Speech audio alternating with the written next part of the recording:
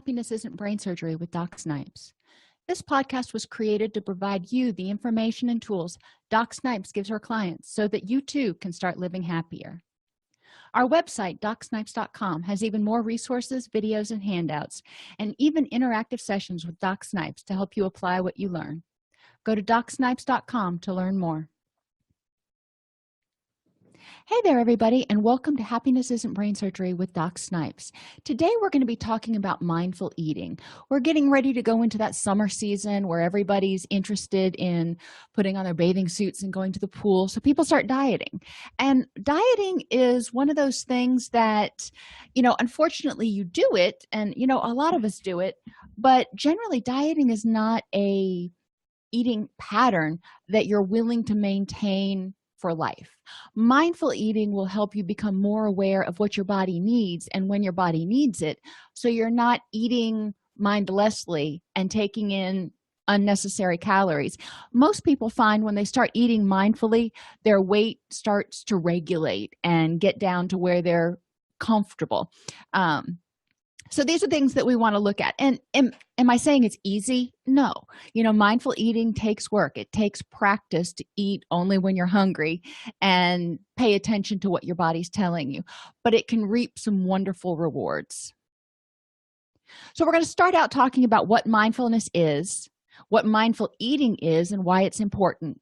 And then we're going to delve into a couple techniques that you can use to start eating more mindfully. Mindfulness is the practice of being present in the current moment. That means not worrying about the project you've got due next week or something that you said to a colleague yesterday, or you're not being tying up your energy in past regrets or future worries. You're in the present moment, aware of what's going on around you. Is there a butterfly? Is there a wasp? Is there, is it hot? Is it cold? Are people being noisy? What is going on in your present moment? Really spending, just a minute or two and checking in with all your senses. What am I hearing, seeing, smelling, feeling, tasting? And that can really get you into the present moment so you can focus. Mindfulness helps you be in tune with what you need to improve the next moment or continue on a positive path. Sometimes you check in with yourself and you're like, yeah, things are doing pretty good. I'm just going to keep going as I'm going. Other times you'll check in with yourself and you'll say, you know what, I'm realizing that I'm really stressed out right now, or I'm really tired. So it is what it is. What can I do to improve the next moment so I don't stay stuck here?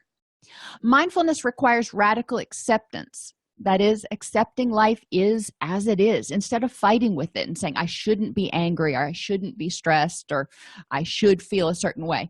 You feel how you feel. And that feeling is your body's alarm system or alert system telling you if it's happy, do that again.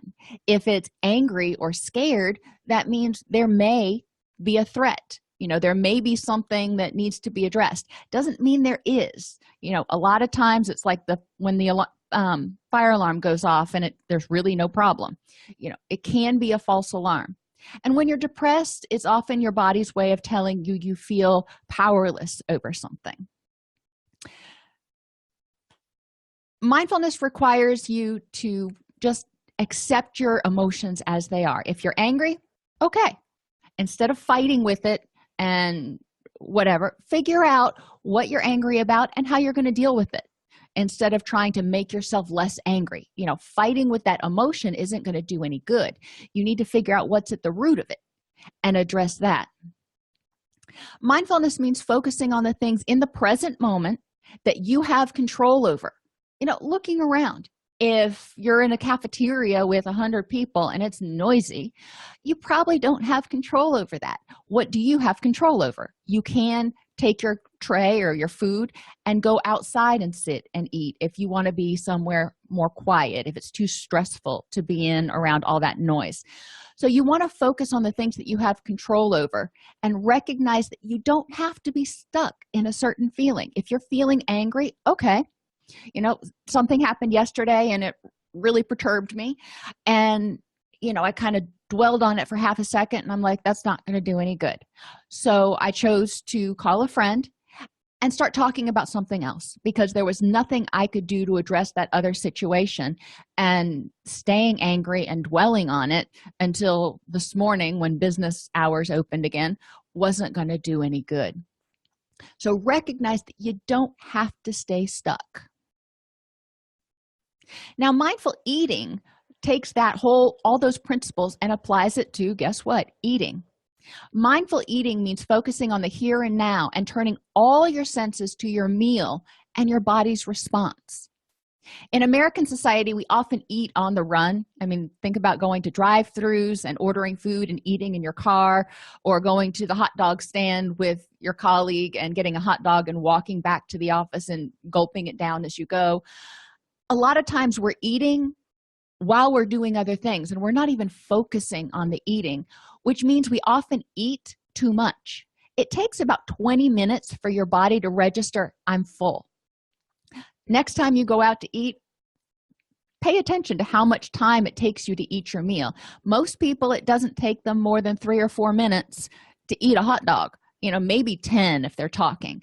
So before their body actually gets the signal that, hey, I'm full, they finish that hot dog. So their body's still telling them, oh, I'm still hungry. Is that all there was? So they may go eat something else. And then those are calories they probably didn't need. If they would have waited about 20 minutes, the satiation chemicals would have probably kicked in. So it's important to slow down. We tend to have poor digestion. We tend to eat whenever we have a thought about food.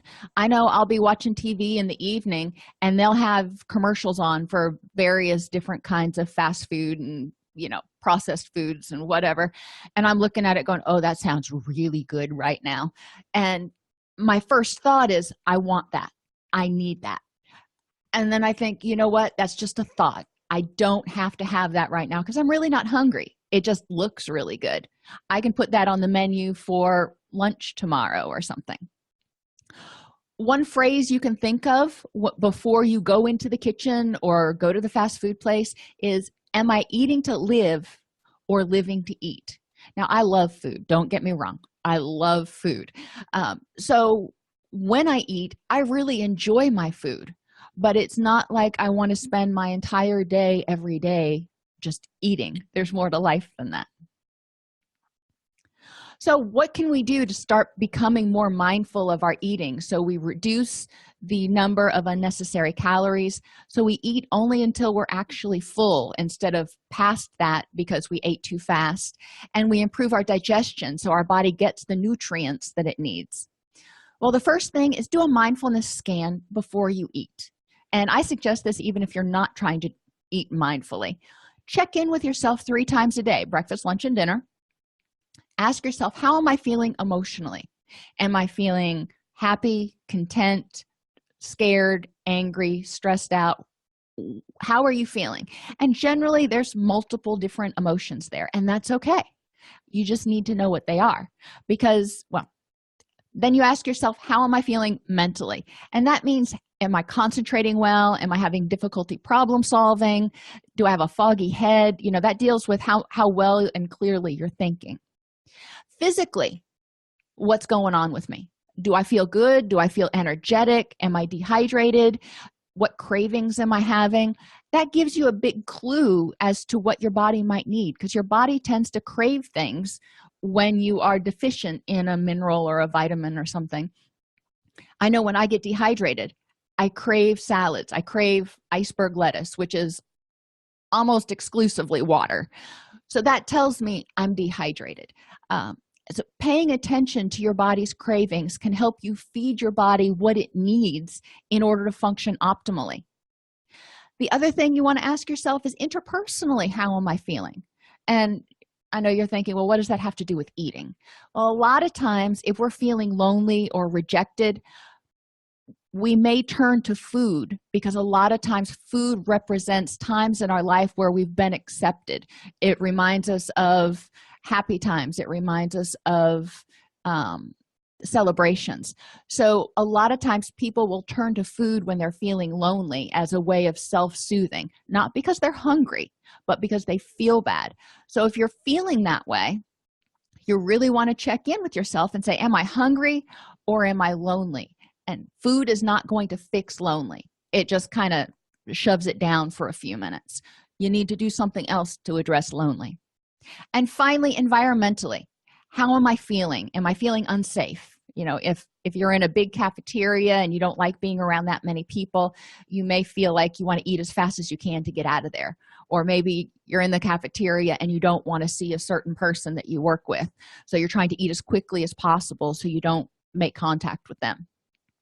Well, okay, understanding that you're not comfortable in the situation that you're in tells you either need to put yourself in a different situation or figure out how to deal with that, to be cognizant of it, because you're probably going to gulp your food. And are you feeling rushed? And that's what we do a lot of times when we're stopping by the fast food restaurant or whatever. We feel rushed. We don't feel like we should take time to eat. Eating food fuels your body. Your body makes the neurotransmitters that help you focus, learn, be happy, get good sleep, stay healthy. It makes all those chemicals from the food you eat. But in order for it to do that, you have to not only eat the food, but digest it, which means you got to chew it. And, a lot of times when we're gulping food, we're not chewing it very well. So tons of good nutrients that could have been absorbed just go right out. Make sure you start practicing mindfulness. If you practice mindfulness before eating, and it doesn't take that long, it probably takes half the time that I've spent just talking about it, to check in with yourself and say, number one, am I really hungry? Do I need to eat? Or am I eating for some other reason? How am I feeling emotionally? If you're feeling sad and depressed, what can you do to improve the moment? The next technique is unhooking. A lot of times we say, I need to eat, or I have to have that. And we may not say it out loud, but in your brain, you're going, oh, that looks really good. I need to have that right now. And in reality, you probably don't. In reality, you could probably have it for dinner. If it's 2 p.m, wait a couple of hours. Most of the time, we are not so malnourished that we have to have food right now. But when you have that thought, I need to eat, change what you're saying to, I'm having the thought that I need to eat. So for me, in the evening, have a bad habit of grazing, and that's very mindless eating, where you're just kind of, dinner's over and you're still picking at stuff up until the time you go to bed. That's horrible for your metabolism, and it's a lot of empty calories, because I got full at dinner. I'm just eating because I'm bored or stressed out or whatever it is, and that's not helpful.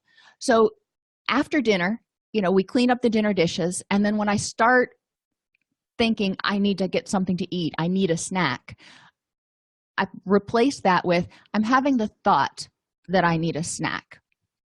And thoughts come and go. Thoughts can come in and go as quickly as they came in. So I think to myself, what could I do for 15 minutes? Let me distract myself. And if I'm really hungry, then my stomach's going to kind of grumble and tell me that I'm hungry. Let me see what else I can do. Another thing you could ask yourself is, I'm having the thought that I need to eat. Why is that? Is it because I just saw a commercial for something that looked really good? Is it because I'm stressed? Because I'm tired and I'm trying to find something to eat to help me stay awake? Why am I wanting to eat? And address that. Other things you may tell yourself is, I really want, and fill in the blank, a pizza, a hamburger, ice cream. And we can get stuck on that, thinking I really want it. Think like a kid that's getting ready for Christmas. You're thinking about all the things you really want Santa to bring you, and that you just roll it over in your mind. Well, if you roll it over in your mind and start thinking about what it's going to taste like and what it's going to smell like and all that kind of stuff, then you're going to continue to think about it, and that urge is going to get stronger because you're feeding it. So instead, say to yourself, I'm having the thought that I really want this, and then do something else. Thoughts will pass in a few minutes if that's all it is. Often thoughts of wanting to eat are triggered by a desire for dopamine and stress relief, because when we eat, our body releases serotonin and dopamine to reward us for eating. Our body says, good, you're fueling the body. The body doesn't really know when it's had too much a lot of times, unless you start getting uncomfortably full. So that's why mindful eating is so important, because it's important to know whether you're eating for emotional reasons or you're eating for physical and health reasons. Another thing that can cause us to overeat or to have persistent thoughts of wanting to eat is if we're overtired. When you're asleep and your circadian rhythms are all in balance and everything, your hunger and satiation hormones are all in balance. But when people become overtired, their hunger and satiation hormones also get out of whack. So you don't know if you're hungry or if you're full, or your body's just not sending the right signals. It's out of kilter, just like you kind of probably feel out of kilter because you're too tired. So make sure you're getting enough sleep. Make sure you're not eating for emotional reasons. And if you need to do something different, if you're eating because you're stressed out or you're sad, try doing something fun that will help release that dopamine and instead of eating. And if that does the trick, great. If that doesn't do the trick, well, then revisit this. The third technique is keeping a nutrition diary. And this is really helpful because it helps you identify patterns, different types of foods that you crave at different times of day, when you have different moods, different seasons. There are a lot of different patterns you can look at. And if there are certain foods that you crave, like I told you earlier, I crave iceberg lettuce when I'm dehydrated. You can learn a lot about what your cravings mean by keeping a nutrition diary. And yeah, it's a pain in the butt to do, but the benefits are well worth it. So your nutrition diary, you want to have the date and the time. That's kind of a no-brainer. You can't do patterns unless you know what you're talking about. Identify how you're feeling emotionally and physically. Now, this is, we're not doing the whole mindfulness scan. You're just saying, am I hungry? Am I tired? Am I in pain? Am I sad? How am I feeling? Am I happy? What are you craving? Salty, sweet, sour, or spicy? What flavor are you craving? Because that can also indicate whether you're dehydrated or whether you're not getting enough of certain minerals, etc. Then write down what you eat and how much. Obviously that's going to be important. For that entire day, make sure you log how much water you consumed throughout the day, how many ounces of caffeinated drinks you had, and that includes any sodas, any teas, any soda, tea, and coffee. Those are your big offenders. And yes, green tea has caffeine in it unless you get decaffeinated green tea. So you want to make sure you put that in there, because caffeine is a diuretic. It will dehydrate you. So for every 8 ounces of caffeinated drink you have to have another 8 ounces of water in order to kind of balance it out. Also identify whether or not you worked out. My eating habits and my cravings are far different on days that I work out than on days that I don't. So that's important for me to know, because it helps me figure out, what am I really needing versus wanting? And when I work out, what additional nutrients might my body need? And how well you slept the night before. Because remember on the last slide I said being overtired can keep you from knowing when you're hungry and when you're full. So in this nutrition diary, we're looking at, possible reasons for eating, possible reasons underlying your cravings, and generally what your eating habits and patterns are. Your doctor, your nutritionist can also help you draw connections. If there are certain foods that you crave a lot, especially if you just have this insatiable craving, consider asking your doctor about it. Is there some mineral in this that maybe I'm not getting?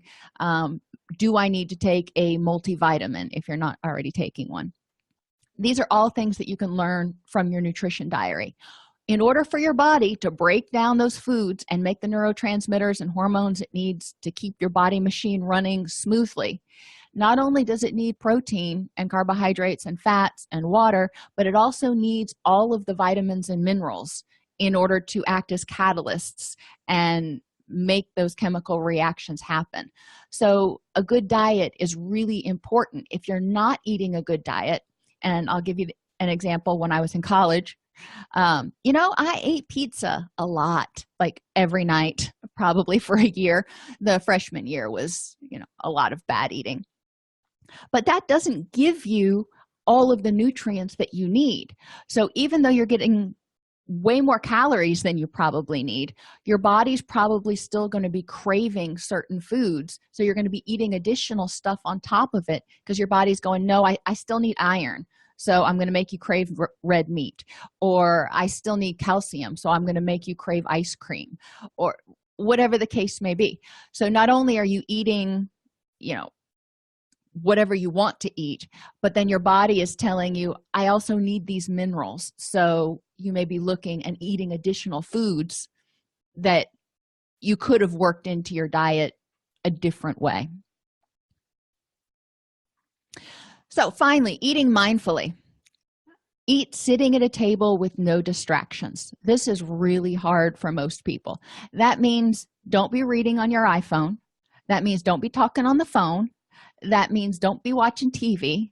And ideally, when you're first learning to do this, don't be talking with somebody else. If you're engaged in a conversation, you're not going to be paying attention to what you're eating. Focus on what you're eating. What does it taste like? What's the texture like? What does it smell like? Put your fork down between bites. This is another hard one because the way we typically eat in American culture, we're kind of shoveling it in. So it feels weird to take a bite and put your fork down and chew and think about things and then pick your fork back up. Initially, you feel like you're just constantly putting your fork down and picking it back up. But this will help you slow down. If you put your fork down, you're going to focus more on what you're tasting. See how small of a bite you can take and still get all of the flavors. That's just kind of a little game I play sometimes, which goes to the next two things of trying to notice the difference in flavors between foods and identifying the spices and foods used to make the dish. So like chili has a lot of different things in it. So when I eat chili, I kind of savor it and I try to identify, the garlic and the onion and what other tastes and seasonings that I'm identifying. Obviously the chili powder. And that helps me know, number one, be more mindful, but also know more what I like, because certain chilies I really like and certain chilies I'm like, no, it's not there. So knowing what you like, but eating mindfully gives you an opportunity to focus on those things and determine what you like to eat. It slows you down so you appreciate what you're eating while you're eating it, and you don't feel like you need to have, the cereal bowl that's a mixing bowl. My son does that sometimes. Teenage boy, he eats like crazy. He's always hungry though, and he'll get a big old mixing bowl and fill it with cereal and put half a gallon of milk on it, and I'm just like, oh my gosh. But he's hungry and he's eating because he's hungry, because he's growing. If I did that, I would just be eating until I was over full just because it tasted good, and then I wouldn't feel good afterwards. So that's the other thing with mindful eating. It helps you avoid that overstuffed, overfull feeling and allows you to sample more different types of things. If you're not having this huge plate of spaghetti, which has 1,000 calories in it at lunch, if you have a small plate of spaghetti, then you have more calories left over that your body still needs to try different foods, to have different things at dinner and for a snack and things like that. So you actually get a lot more variety in your meals when you start eating mindfully. Alrighty, I hope that gave you some good tips on how to start eating mindfully and approach nutrition instead of looking at it as a diet on, diet off sort of thing. Approach nutrition as a lifestyle. And if you start eating mindfully, you'll learn what you like. You'll only eat until you're full, and you'll start feeling like you have more control over your thoughts about eating. The ability to launch DocSnipes.com and the Happiness Podcast is in large part due to the sponsorship from our sister site, allceus.com, providing continuing education and pre-certification training to addiction and mental health counselors around the globe since 2006. If you are a mental health counselor or addictions counselor needing CEUs, or if you want to become an addictions counselor, peer specialist, recovery residence administrator, or certified recovery coach, please visit allceus.com. Unlimited CEUs starting at $59 and specialty certificate tracks starting at $89. Go to allceus.com to learn more.